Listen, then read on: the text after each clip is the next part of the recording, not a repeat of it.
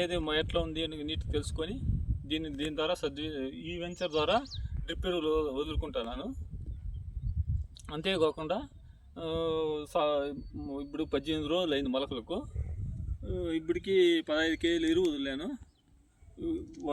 దినము డ్రిప్ ద్వారా ఈ వెంచర్ ద్వారా రోజు 5 కేజీలు రోజు మార్చి రోజు వదులుకుంటూ వస్తున్నాను. అంతేకాకుండా ఇది 3 నెలల పంట.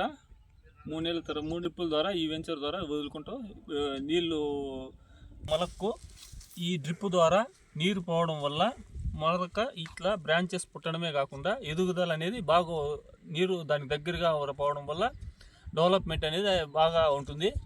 అంతేకాకుండా నీరు ఆదా అవుతాయని మేము డ్రిప్పులు వాడుతున్నాం.